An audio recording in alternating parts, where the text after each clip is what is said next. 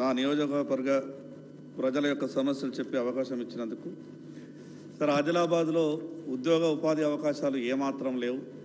పెట్టుబడిదారులు ఎవరొచ్చినా కూడా కేవలం హైదరాబాద్ చుట్టుపక్కనే పెట్టుబడులు పెడుతున్నారు. ఉన్నటువంటి ఆదిలాబాద్లో గతంలో రేణుకా సిమెంట్ కంపెనీకి అని సున్నపురాయి గనులు లీజులు ఇచ్చిండ్రు. వేల కోట్ల రూపాయల సున్నపురాయి సంబంధిత కంపెనీకి లీజులు ఇచ్చినప్పుడు ఒక కండిషన్ పెట్టిండ్రు.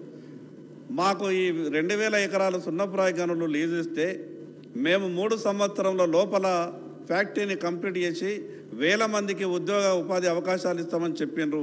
2017లో లీజు తీసుకున్నారు. 2023 వరకు అక్కడ తట్టెడు మట్టి కూడా సంబంధిత కంపెనీ తీయలేదు. మీ ద్వారా ప్రభుత్వానికి విజ్ఞప్తి చేస్తున్న, తొందరలో మరి సంబంధిత కంపెనీతో ఫ్యాక్టరీ పనులు ప్రారంభిస్తారా, లేదా గతంలో కేటాయించినటువంటి ఆ యొక్క గనులను రద్దు చేస్తారా ప్రభుత్వం తెలియజేయాల్సిందిగా విజ్ఞప్తి చేస్తా ఉన్నాను.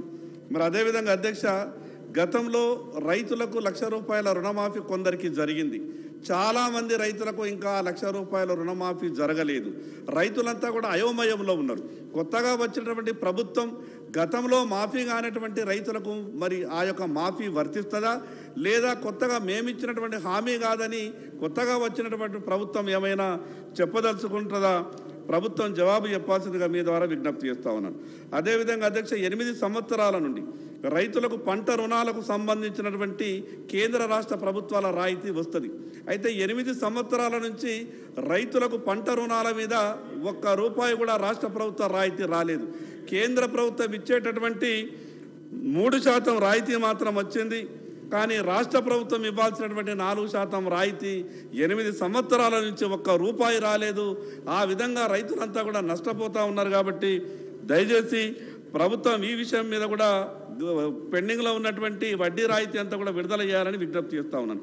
చివరికి ఒకటే సమస్య, ఆదిలాబాద్లో పత్తి ఉత్పత్తికి ఏసియాలోనే 2వ మార్కెట్గా పేరున్నటువంటి ఆదిలాబాద్లో టెక్స్టైల్ పార్క్ ఏర్పాటు చేయడానికి అనువైనటువంటి ప్రదేశం. కానీ అక్కడ ఎటువంటి ఇండస్ట్రీ లేదు. టెక్స్టైల్ పార్క్ అనౌన్స్ అయిన తర్వాత మేము ఆశపడ్డాం ఆదిలాబాద్లో టెక్స్టైల్ పార్క్ ఏర్పాటు చేస్తారని. మరి ఇప్పుడు వేరే దగ్గర ఏర్పాటు చేస్తున్నామంటూ చెప్పారు. కాబట్టి ఆదిలాబాద్లో టెక్స్టైల్ పార్క్ ఏర్పాటు విషయం మీద కూడా ప్రభుత్వం దృష్టి సారించాలని మీ ద్వారా ప్రభుత్వానికి విజ్ఞప్తి చేస్తా ఉన్నాను. చివరిగా ఒకటి సార్, ఆదిలాబాద్లో భగీరథకు సంబంధించినటువంటి వారం రోజులకు ఒకసారి మాత్రమే నీళ్ళు వస్తున్నాయి. లోకల్గా ఉన్నటువంటి గ్రామ పంచాయతీలలో ఉన్నటువంటి ఈ వాటర్ రిసోర్స్ అంతా కూడా దాని కొలాప్స్ అయిపోయినాయి. ఈ భగీరథ విషయంలో మరి ఆల్టర్నేట్గా ఏదన్నా ఉండాలా సార్? కేవలం 100 కిలోమీటర్ల దూరం నుంచి వచ్చేటటువంటి భగీరథ మీద భరోసా పెట్టుకుంటే ఎక్కడనో ఏదో ఇబ్బందులు వస్తున్నాయి, వారం నీళ్ళు వస్తలేవు. కాబట్టి ఈ విషయం మీద కూడా ప్రభుత్వం తగు చర్యలు తీసుకోవాలని మీ ద్వారా ప్రభుత్వానికి విజ్ఞప్తి చేస్తున్నా సార్. Thank you sir.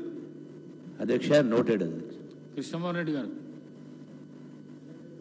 అధ్యక్ష, ధన్యవాదాలు. మరొకసారి